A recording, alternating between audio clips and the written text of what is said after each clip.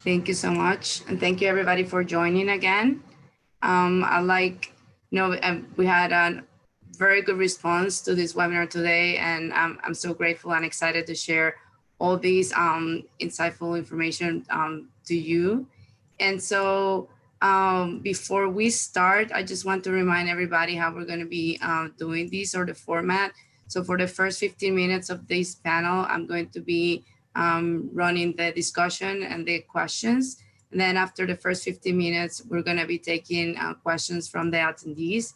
And the rest of our team is going to help me get those questions, the ones that are more popular in our Q&A. And so I'd like to start by asking each of our grad students to briefly introduce themselves. I can share with you that all of them either participated of our SURF program before joining, or our Diverge program before becoming grad students. So I'm gonna ask Courtney, Vincent, Christina, and Jessica in that order to briefly introduce themselves. So Courtney. Hi, I'm a second-year grad student in Mark Sundred's lab on the Florida campus of Scripps. I participated in the SURF program between my junior and senior year of college. My lab is interested in studying small bowel homeostasis. Thank you. Vincent?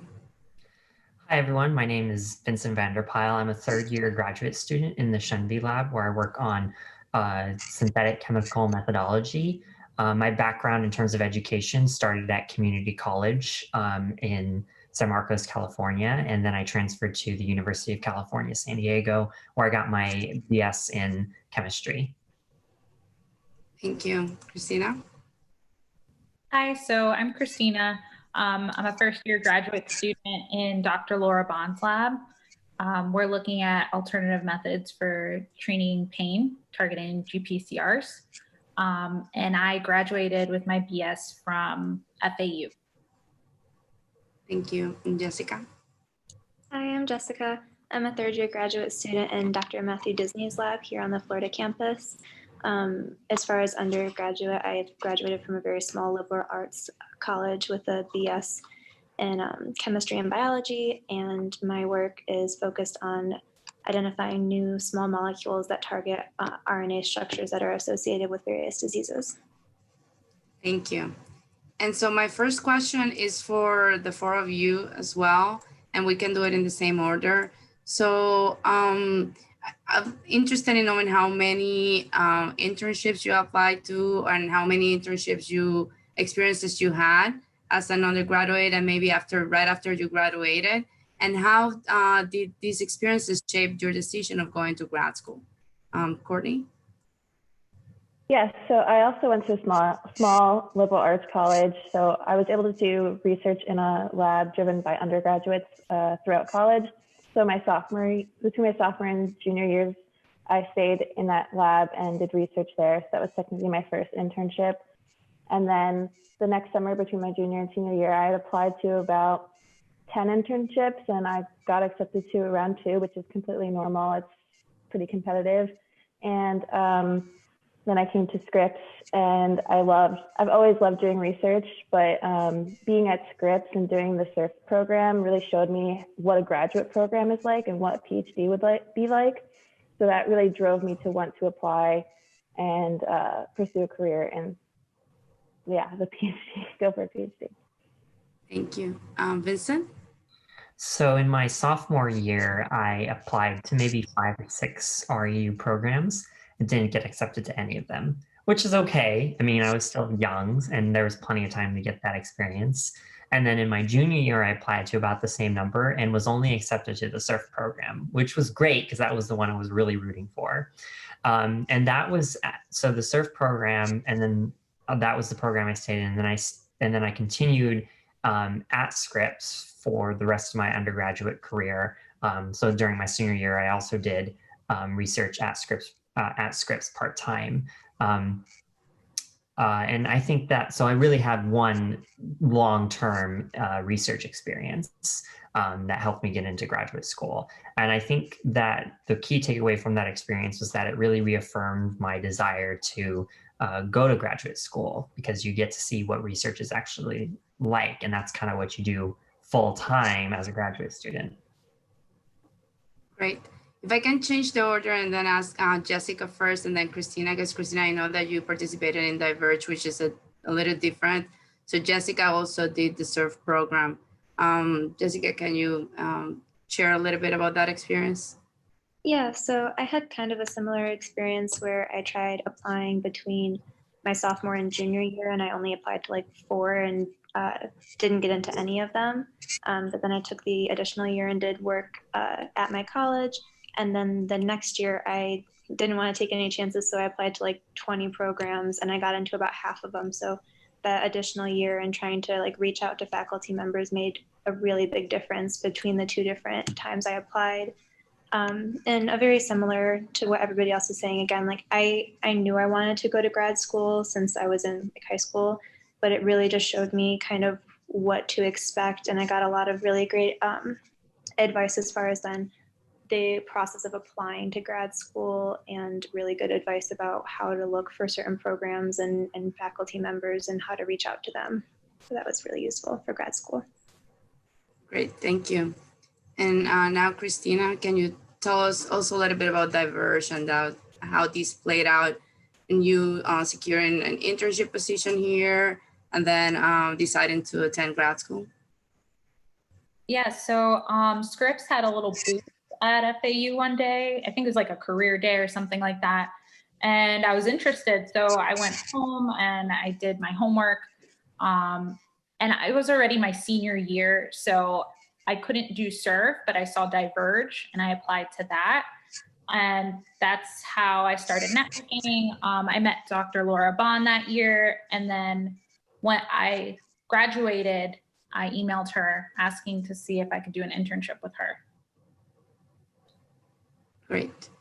And yeah, and I want to highlight a couple of things before asking my next question. So one, and this is, from questions that I get from undergraduates and part of what you just shared. It's normal for students having to apply to many internship programs and getting accepted in few. So don't get discouraged by that. And that's why we wanted to have this discussion. And also, like Christina mentioned, it was her senior year, but she was able to participate in Diverge. So we have something for everyone, and we hope that by experiencing or joining in those programs, you learn something. And in her case, she was able to reach out to one of her faculty members. And I think that Christina, you worked for a year in her laboratory. Is that right? Yes, a year. Great. So I know that another popular question, and I think I'm going to direct this to Vincent, is what is the day in a normal day in the SURF program? So it actually kind of resembled a lot of what grad school was like, but less intense. So it kind of always started with, let's say you're in the middle of your program instead of of the SURF program instead of at the beginning, when you're really kind of getting acquainted with lab supplies and procedures and stuff like that. So my day typically started as I would do an analysis of the reactions that I had set up the previous day. And then I would wait for that data and then analyze that data. And based on that data, set up the next set of reactions. And then in my downtime, whether that was before or after setting up reactions or waiting for data to come in, I would read journals or journal articles and work on practice problems related to the chemistry that I was doing that was provided to me by my graduate students. So in addition to doing research, it was also a great learning experience. Great. Does anybody want to add anything to that, to their daily life as an intern? Jessica or Courtney? Yeah, I mean, I can add a little bit. So just going off of that, it kind of also really depends on what type of field you're in. So like chemistry, it's very easy to set up like the reactions, you let it cook for however long, and then you work it up and do things, and there's always something to do. It could be very different if you're in a biology lab and you have to wait for cell culture. It can take, days before your cells are ready, or even more so if you're working with a mouse model. I know, and it's kind of hard for internship program because of those are 10 weeks, and sometimes, especially the animal stuff, can take months or years. But yeah, like it definitely depends, and it's very variable depending on what type of field you're interested in. But there was me doing a biology type internship program. There was always stuff to do with a lot of different cell work, and then you know, have to do a lot of work analyzing any data that you get and making sure, especially when you're first starting out, to talk to your in-lab mentors to figure out how to even look at your data and process it and things like that, which was a big portion of my time as well. Okay, great. And another popular question that we get a lot is, how is the process in the beginning of the internship of getting your project? Do you bring the idea? Is it the project that you bring to the lab, or somebody already thought out your plan, your summer plan before you come in? So anybody, maybe we start with Courtney in this one. Sure. Yeah, so because it's such a, like, especially the SURF program, it's such a short period of time, it's kind of hard to design your own experiment or come in with an idea. So when I came in, my PI had a few different things that they wanted to get done in the lab, and that were kind of condensed enough that I could make an impact on it while the time I was at Scripps. So I kind of was able to read through papers and different background that the lab had given me to kind of choose what sort of project I wanted to do while I was there. But I didn't come in with an idea of what I was going to do just from my own ideas, but it was, I was able to have some sort of say in what I did, but within a small range of ideas. And Christina, was this different for you as a research tech? Yeah, so since I had a lot more time, I didn't know exactly what I wanted to do going in. I knew she did a lot of cell signaling. Her bigger projects are with the mu opioid receptor. I mean, that was the first thing I talked to her about, but then she didn't really have anyone working with the cannabinoid receptor, and I kind of started getting interested in that and picking up experiments with that here and there. And now that's pretty much my primary project. So it just kind of evolved over time. Great. Vincent or Jessica, do you want to add anything to that? I would just second what everyone else is saying, is that 99% of the time you're going to be given something, so you don't have to worry about coming up with a project, which is really hard. Even as a graduate student, I have a difficult time coming up with new stuff. Right. And we had a webinar just on that, how you come up with your thesis project. So I guess another popular question, of course, is how you prepare your application for these programs. Do you have any advice to the students out there on how to write their statements for these, or what kind of recommendation letters to get? Maybe this time we start with Jessica.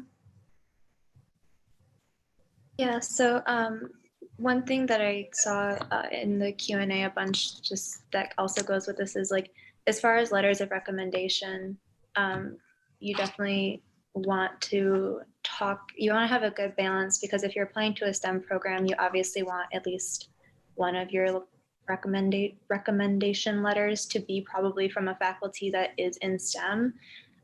But you need to make sure that you balance that with, you want to have a faculty that you actually have a relationship with and isn't going to just give you like a generic, like pre-printed out thing that just has your name in it as opposed to the person next to you. So if you have like an opportunity to write 2 or 3 letters of recommendation and you have a really great relationship with a professor who's in humanities, it's definitely not, it's not going to like hurt your application. It's definitely a balancing process of what their field is, different connections that that person might have, and then also how good a relationship you have with them is going to make a huge impact. Also, just as far as the application in general, especially your like personal statements and things, as many people as you feel comfortable with reading them, the more eyes you can get on it is always the better, in my opinion. And I know for me, when it came down to it, one of the biggest things over like the GPA cutoffs or, you know, any standardized test is they want to like your personal statement and like your previous research experience as far as getting into grad school is, I think, above all the most important thing, which is why these undergraduate programs like SURF were so important. I don't think I would have gotten into half the schools I would have gotten into if it hadn't have been for like, my experience in SURF. And I was also able to use my faculty mentor from the SURF program as one of my writers of a recommendation letter. So the connections you make definitely go a long way, and it's important to make those connections and use them for future applications. Great. And Vincent, kind of in the same line, and it's one of the questions, what do you think changed between sophomore year and junior year to you securing that internship when you apply? That's a great question. I think I found this just as I get older in general, is that I become more introspective and more open and honest about what makes me tick. Like in the sense of I really got deeper in answering the question of why do I want to do science. So if you can find and elaborate on the experiences or the reasons that you want to do these research programs, or why you want to go to graduate school, why you want a career in science, then the better your chances are of getting into these programs. So introspection is very important. Great, thank you for that. So I'm gonna start taking some of the questions here.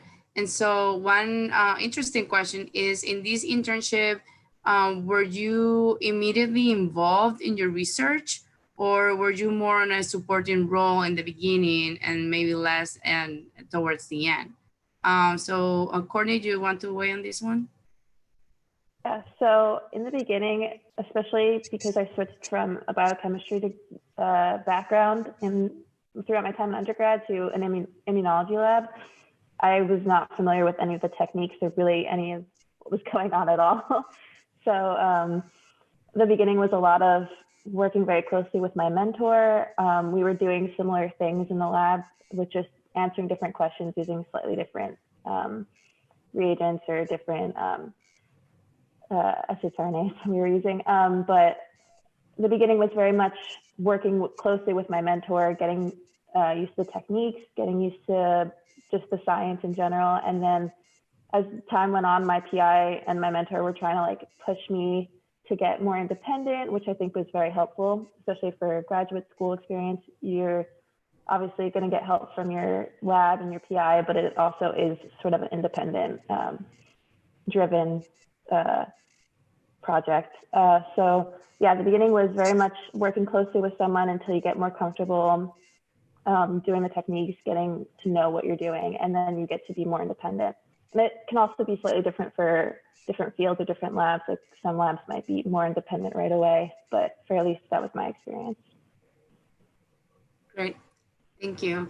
And Christina, I have the same question for you, and also another question here. And as a first year, you can weigh on these.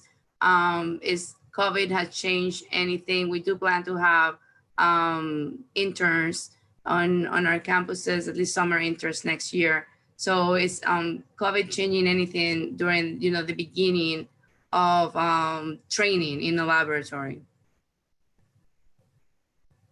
So, I mean, obviously the big thing is like our classes are all on Zoom.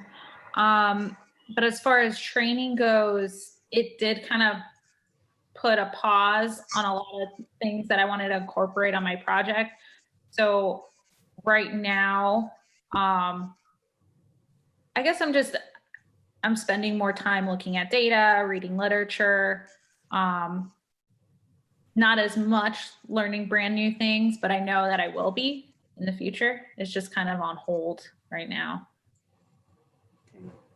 That's great. I guess on the same topic, I think that this will be my last question on this topic, and it could go to any of you. As you know, many students couldn't get to the internships that they were accepted to, or they, right now things are not as secure in terms of research internship experiences. So what else can students out there do to strengthen their science knowledge or even their relationship with scientists in places like Scripps to then eventually get into a research internship or into grad school. Vincent, do you want to start with this one? Yeah, sure. I think it doesn't hurt. I mean, these are really unprecedented times, you know, so it's hard to really say, but I think one thing you can do is contact professors at various research institutions. It doesn't hurt anybody to send an email. So if you can just get the ball rolling on that kind of relationship, then that's great. And you never know, that professor that you contact might be involved in the admissions for the SURF program, and they're going to remember your name. So it's important to continue to network, even though it's challenging to do so. If anything, now's a great time to be networking in that fashion. Just send out the emails to the professors at any institution and see what happens. You never know what kind of connections you can form. Jessica, did you contact anybody here at Scripps before applying to the internship?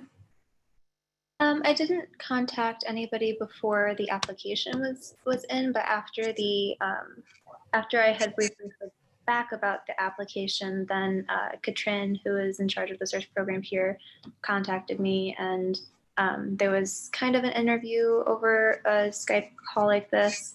And then I made sure to follow up with her afterwards and things like that. Also, I think something that was really important was because I wanted her to be a writer of a recommendation letter for grad school, I made sure that she actually got to know me while I was here and really tried to network with her. So that way she had a good enough relationship with me that she could write me a very useful letter. But yeah, I definitely agree. I know it can be scary to write an email to a PI, especially one that you've never, you don't even, they're across the country and stuff. But the worst case is that they don't answer you, and it just could be because they're too busy. No PI is gonna take the time to respond and be mean to you. I think 90% of the time, people who choose to be PIs in science are genuinely so excited about science and excited about people who are excited in their science that they are going to respond to you 9 times out of 10. And even if it doesn't lead to you going to their lab, they could give you a recommendation from somebody that they're a colleague with or know of that might be an even better fit for you. So definitely, I 100% agree with Vincent to take that opportunity and email and try to network as much as possible, even though it can be difficult right now. Great. And Courtney, the same question. And also there's a question here relevant to that. If you have any tips on how to contact researchers and faculty. I would say look up their lab website or some sort of previous or recent publication. You don't have to be an expert in any of the science, but it's just good to kind of know and judge what their research is in, and so that you can form a question. I think the best way to reach out is say, hi, I recently saw that you published this paper. I had a question about so-and-so. I'm really interested in this field, or I'm interested to learn more. It doesn't have to be that you're wanting to join their lab or anything like that. It could just be, I saw your really cool science. I have a question. Can we talk? Can you explain a little bit more? Or that you're interested in getting into the field, or you're just interested in broadening your view of science. It doesn't have to be anything super formal at all. It's just reaching out. It's taking that first leap, and I know it's scary, but you just take that leap and you just say, hey, can we talk more about this really cool thing that you did? And most times they would answer. And if not, they're probably just too busy. And if you are incredibly super duper excited about it, you could email them again a few weeks later and just be like, hey, not sure if you saw my email. If you had time to talk, it would be great if I could hear back from you. If not, it's totally okay. And that is also very normal to do. Don't do it the day after you send the first email. Things take time, but just give them some time. And if you don't hear back and you're really interested, then reach out again. Great. So Vincent, we have a few questions here about letters of recommendation, especially if you didn't have any formal lab research experience. So what was your experience in asking professors for letters of recommendation, and is it easier than expected? Yeah, I think you'd be surprised at the responses that you get. I had one professor while I was so when I applied I guess second time around, let's just say, there was like one professor I was actually really close to. And so obviously I asked him, but then the other two letters, I was like, who do I go to? So I just chose professors that I had like at least talked to a couple of times, and they were so pleased. Like, of course, I'll write you a letter of recommendation because every professor wants you to succeed if you did well in their class. So choose someone that you have gone to their office hours or made some contact in some way beyond the classroom. As long as they know your name, I think they're a good option for a letter of recommendation. So like I said, so it's easier than you would expect to get a letter. Okay. So I want to remind everybody to put the questions in the Q&A. We have a lot of questions. It's just that it's hard to go through all of them. So I'm going to try to read a few. I know that there's one today and also from the other open house about how the culture of Scripps, how it's different from a traditional university. And I know that there's no way for you guys to necessarily compare campuses, but there's a question about that as well. So maybe we'll go around again, Courtney, Vincent, Christina, and Jessica. Maybe you can talk, just not comparing, but just how the culture here and how it's different from a traditional university. Courtney? Yeah, so at least at Scripps, Florida, it's a very small campus. And I would say that the culture is very collaborative. So I know most of the labs that I either worked with or have friends in, like every single lab has collaborators with other labs on campus or even labs on the California campus. And everyone's super nice. So I work in the immunology and microbiology department, and there's 3 labs that work on T-cell biology, and we have joint lab meetings, we have joint journal clubs, we like share reagents, they're always there to answer your questions. And everyone's just super nice, super collaborative, always willing to help with advice on life or science, grad school, whatever you're doing, they're always there to help. So I think that's the culture of the Scripps campus. Thank you. Vincent? Right. So I second a lot of what Courtney has said. I would maybe just add that chemistry is a little different. There aren't as many chemistry collaborations, but there are examples of like chemistry, neurobiology collaborations, for example. So there is that collaborative aspect there, but not to the same extent, I believe. Another unique aspect of Scripps Research is that the graduate program spans all the scientific departments. So there isn't like a graduate program for chemistry, there isn't one for biochemistry. It's all one graduate program. So you know everybody that's in your class, which I think is a really interesting model and one that's unique and allows us to make personal connections to people that we would normally never ever talk to. So yeah, so that's my opinion. Christina? Yeah, so for me, it was a pretty big shock coming from FAU since it was pretty big. And, you know, you have 200 kids in a class, and then I come here and it's smaller and everyone is willing to talk to you. Like even PIs have their door open. You can pretty much walk in to talk to anybody. If you have questions, anyone's willing to help. I think that was the biggest thing for me, was how much closer everybody is. And yeah, that's pretty much it. Jessica? Yeah, so obviously I agree with pretty much everything. I think I mentioned before, so I'm in a lab that's part of the chemistry program technically, but my project is making compounds that are trying to target something involved in ALS, which is a neurobiology, a neurodegenerative disease. So me having absolutely no background at all about like what a mouse brain looks like, and I'm all of a sudden having to do like mouse stuff and figure things out. It's really nice that there aren't those segregations of, oh, you're getting a PhD in neuro versus in chem. I was able to walk like 20 feet over and talk to my friend who's in the neuro department and had, you know, a ton of useful information. And I really think that the fact that this is an all graduate program is really nice, because everybody who's here, like literally everybody who's here, is super passionate about science and always loves to talk about their science or learn about somebody else's science, and is always very happy to help, but also has usually really useful things to say and a really useful perspective about it. So I think that's something that is, some people could think of it as a drawback that there isn't an undergraduate population, but I think it makes it for very high level conversation with literally anybody you could talk to. And that's ranging from, you know, technicians to students to PIs. Everybody just talks to everybody, and it's usually always a very positive outcome. Thank you.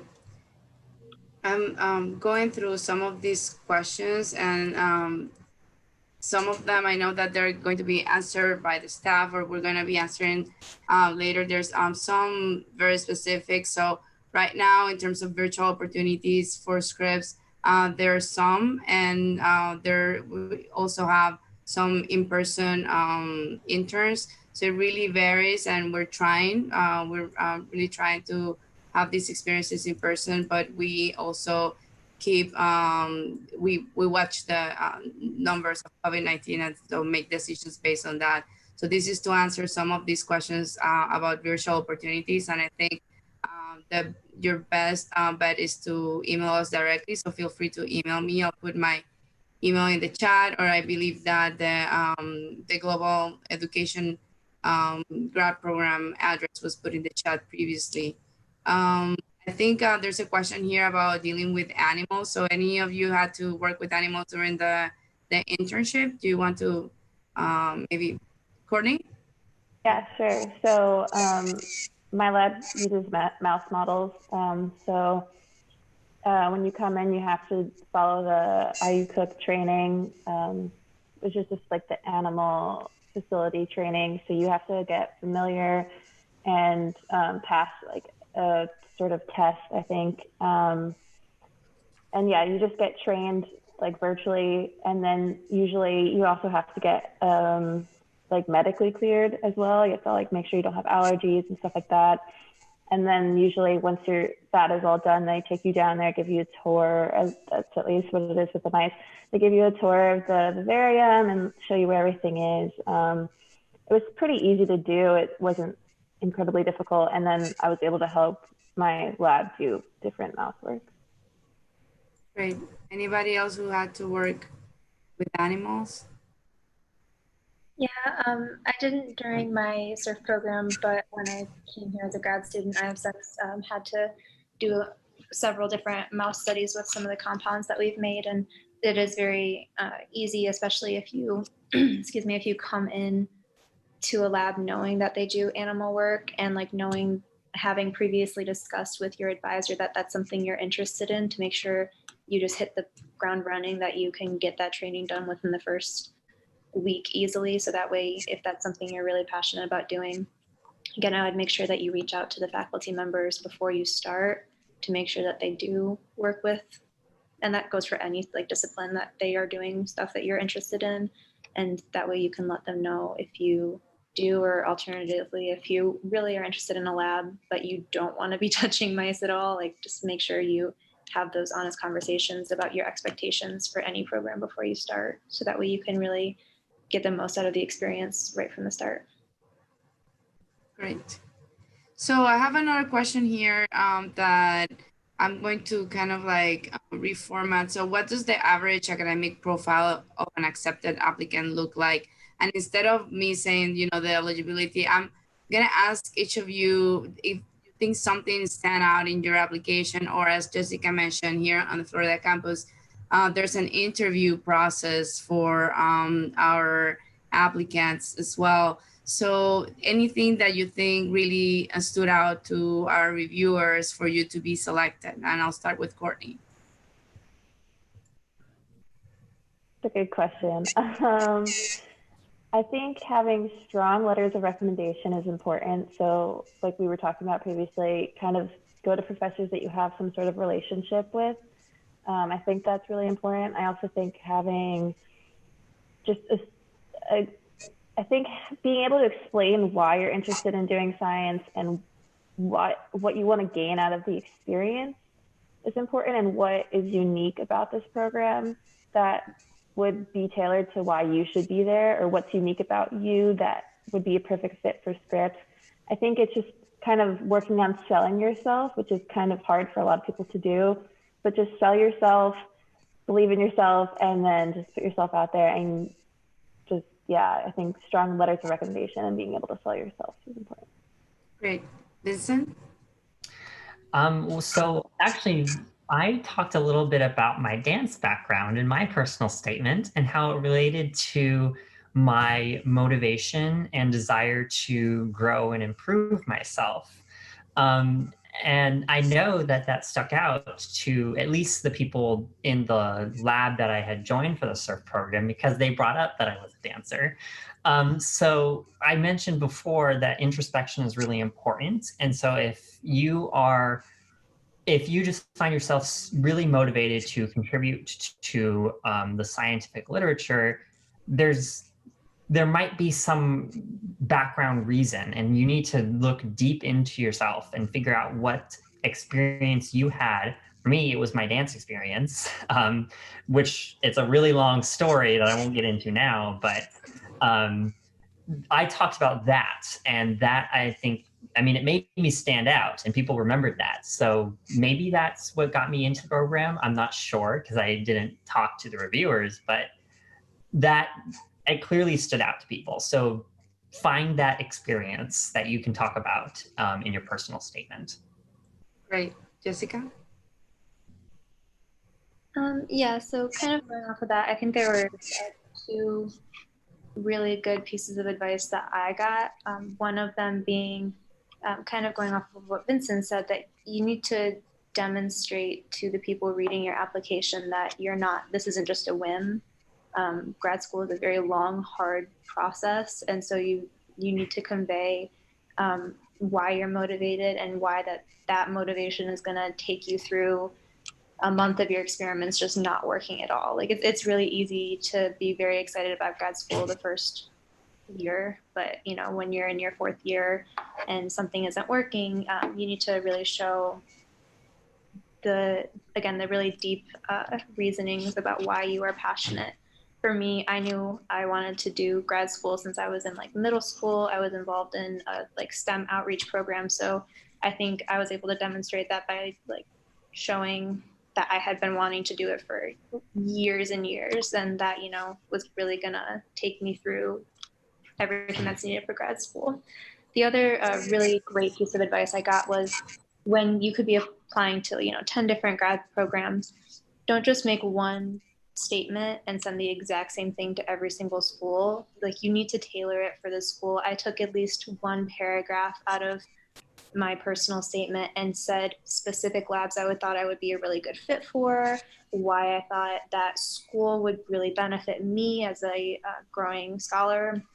Really make sure you tailor it, because if they're looking at thousands of applications, and if it just looks like you copy and pasted it to 20 different schools, if you didn't take the time, why should they take the time for you? So really making sure you tailor it and showing them, I could easily fit in this lab for this reason, I think is really important.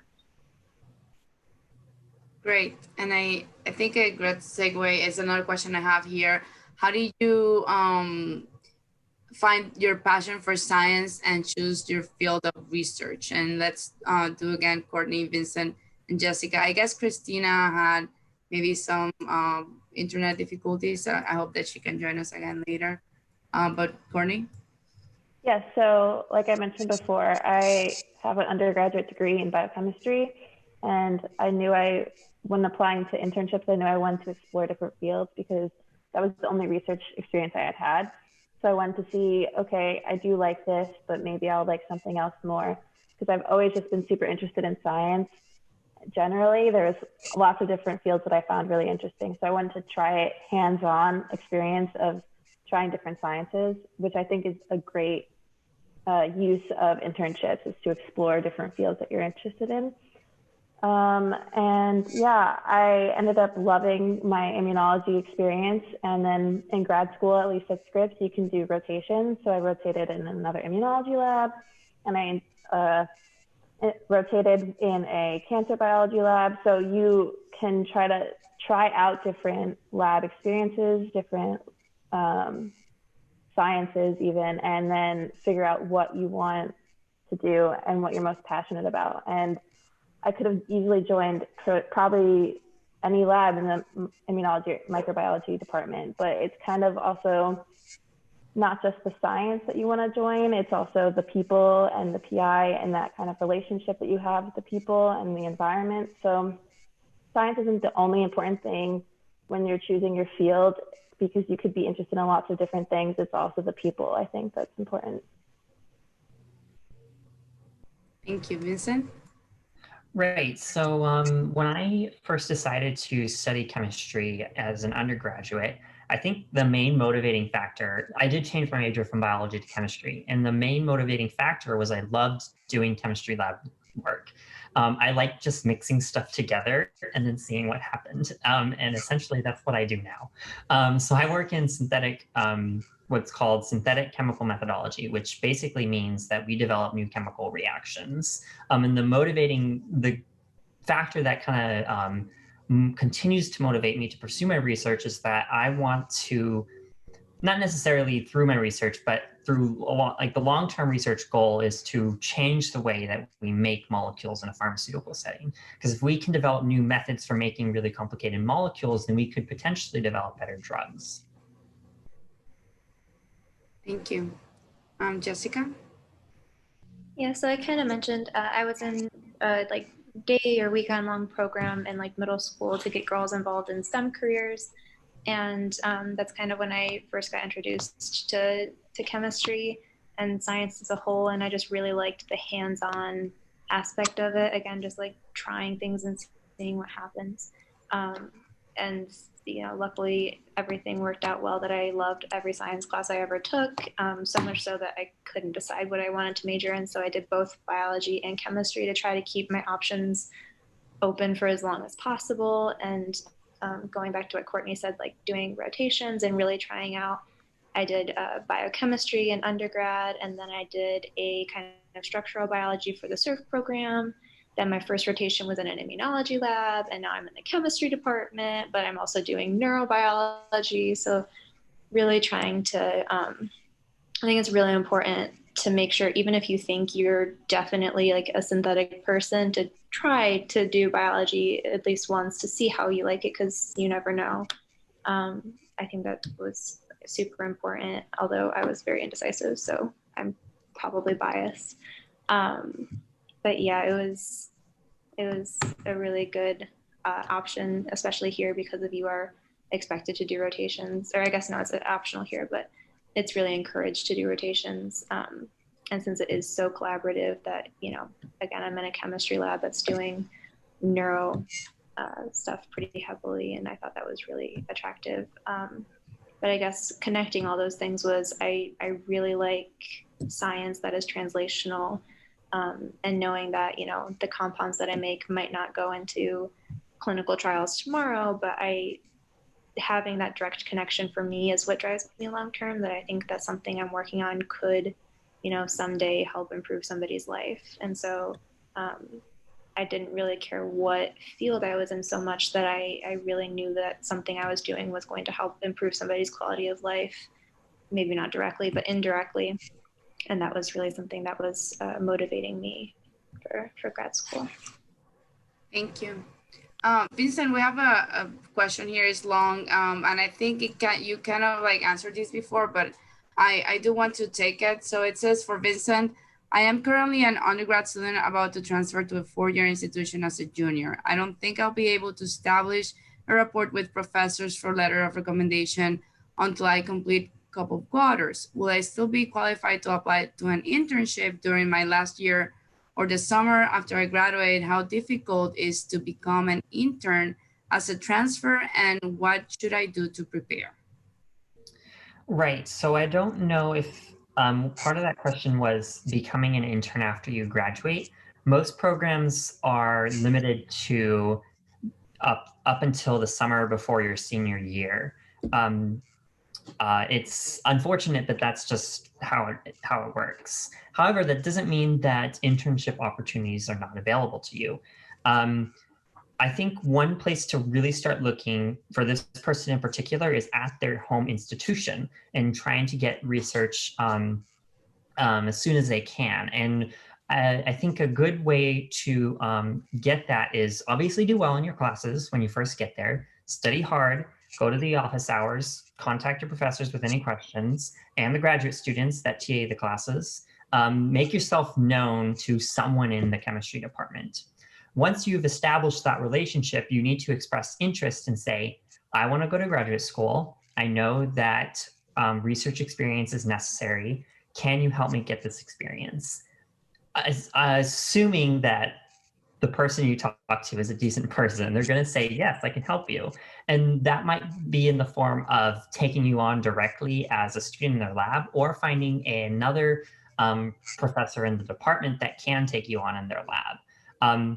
So find a connection with someone and express interest, and I guarantee that you will be able to find some research opportunity within the year. And then, once you have that relationship and you have your relationships from community college, when it comes time to apply for summer programs, you have enough letters of recommendations to get into those programs. Thank you. Yeah, I want to add that, as Dawn mentioned before, the AYRU program is available to recent graduates. And also, it's unfortunate that Christina had to leave us, but also she mentioned that it was her senior year when she found out about how important research experiences are to apply to grad school. And she was able to reach out to our faculty and secure a research tech position after taking part in Diverge. So I wanted to mention those two programs again as a reminder. Courtney or Jessica, do you have any other tips to add to not only transfer students, but students that maybe don't have a lot of research experience yet? Yeah, I would say that you can apply. So once you've already graduated, you can apply to what's called a post-bac program. So it's strictly for people who have already graduated and have a bachelor's degree. And those are available both at institutions as well as in, I think, government and industry. I think at least government positions, I know they're available. You can do like post-bacs at NIH and things like that. So if you're, if this is your senior year and you for some reason can't get the opportunity to do research with a faculty member, again, I agree with Vincent that like doing something at your home, if it's your senior year already, I agree doing something at your home institution is definitely your best bet and way to go. But if you are graduating in the winter and you absolutely don't have any option and you're really worried that without some experience, your applications aren't going to be sufficient, then applying for a post-bac is always a good idea. Taking a year off and not doing anything in between and then applying to grad school can sometimes look odd, but if you are doing something in a scientific field, it's going to only improve your application, in my opinion. So there's definitely options for everybody if you feel that you need more experience before applying to an actual graduate program. But obviously that's different from the SURF programs, as those are designed for people who don't have those experiences. So definitely don't stress about that and don't apply anything I just said to RU programs, because those are geared towards people who don't have that experience. So. Great. Courtney, you want to add anything to that? Yeah, I agree with both what Vincent and Jessica said. I think, taking some time off and after graduation and doing research in either post-bac program or industry, or maybe there's a lab at the campus you went to that needs a lab tech, or really anything that's related to science that you think would strengthen your application is a good idea. And like Jessica was saying, you don't need to have experience to do an REU or a CERF program. So definitely just go out and apply for anything that you find interesting.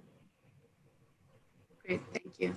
And then going back to the actual CERF experience, we have some other questions here. How many hours should we expect to work per week for the CERF program? Vincent, do you want to start with that one? Sure, I would say 40 minimum, typical job. It will vary by lab, I think, too. So biology, the demand might be less, or it might, and chemistry might be more. But again, it depends on the project. There's a lot of factors that go into how much time you should spend. One advice from my graduate mentor student at the time was like, he said, this is your summer, you should still enjoy it. I didn't. I worked like constantly. So my suggestion is do enough work that you're making progress on the project. I mean, obviously you shouldn't like lay around and do nothing. Like make a consistent effort, work as much as you can, but make some time for fun on the weekends. There's no reason to go in 7 days a week. Go in 5 to 6 days and you'll be fine. So we do definitely, as Dawn mentioned, we plan social activities and fun activities for all the students. But I would say, you know, it's your summer and you want to enjoy it. But at the same time, if you're going to apply to grad school, the faculty kind of they're watching you. So you also want to do enough work that you make progress, like Vincent mentioned. And Courtney, you have anything to add to this? Yeah, I agree with Vincent. I worked more than some of my friends in the program, but some worked less. So it kind of depended on the lab, depended on the science. It also depends on the day or the week, depending on what experiment I was doing. For like a lot of my stuff, it was kind of, you would do something and then you have to wait 12 or 24 hours. So you could stay and do reading, you could work on another project, you could shadow another person in the lab to learn more and get more experience and different techniques or what they're doing. So there's lots of stuff you can do even if your experiment isn't running, if you did want to stay and learn more. But I also agree that you should enjoy and have a little bit of fun. So in my year, in my summer group, a big group of us would go to the beach together every Sunday. So I would be at work and be like, oh, it's time for the beach. So then we would go if I had time. And it was a great experience and trying to find that balance. And I think that's also important in grad school too, not necessarily like taking time, a day off just every week if you have things to do, but it is also important and work so you don't go crazy. Thank you. I know we don't have a lot of more time, but I have a question about the mentoring experience. Maybe Jessica, you can weigh in on this. We have not only the faculty advisor or mentor for the intern, but also normally somebody in the laboratory will be your, what I call the in-lab mentor with you all the time. So how was that experience for you? And did it help you understand anything better about grad school? Yeah, so I was super fortunate that I had a phenomenal in-lab mentor. He was in his last year of grad school, and it was honestly the best thing I could have hoped for. My project was not to do work to support his, but it was something that was directly parallel. I was working on trying to assess the effects of one protein, and I was doing something that was not the exact same protein, but like directly adjacent. So he was able to, you know, for the first couple of weeks, hold my hand and basically show me, okay, this is how you work with cells. But then if, you know, I wasn't just added on to something that he did, it was something that once I left could be my own separate paper and project. And he was always there to help, you know, again, when I had no idea what was going on, but also pushed me to make sure that I was able to, you know, realize, oh, this didn't work for this reason, and help me learn how to figure that out on my own, which I think is a really hard part about transitioning from college to grad school. Is like you all of a sudden have to figure out, what do I do next? And why didn't this work?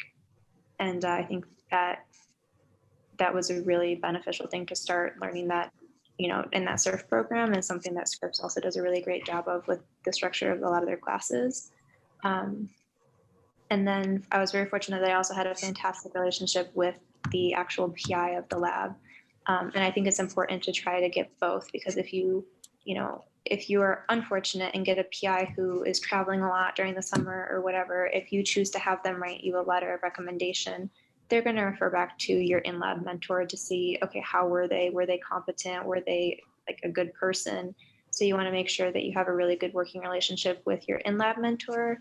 But then I think I mentioned before, I also made sure to take the time before I left to ask the PI to go get coffee. So that way I had a direct personal relationship with her.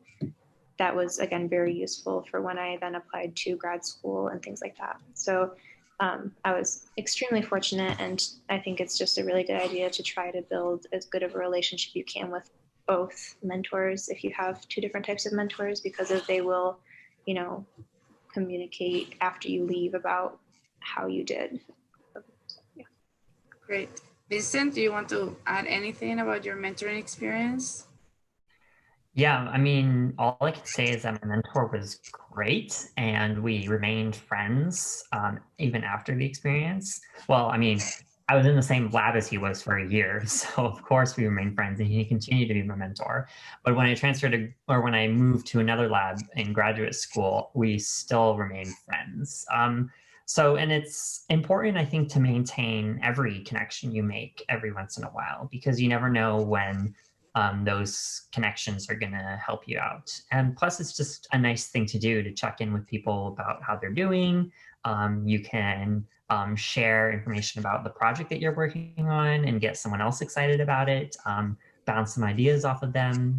So I feel like my in-lab mentor is like, I formed like a lifelong relationship with him. It was really, it was a great experience.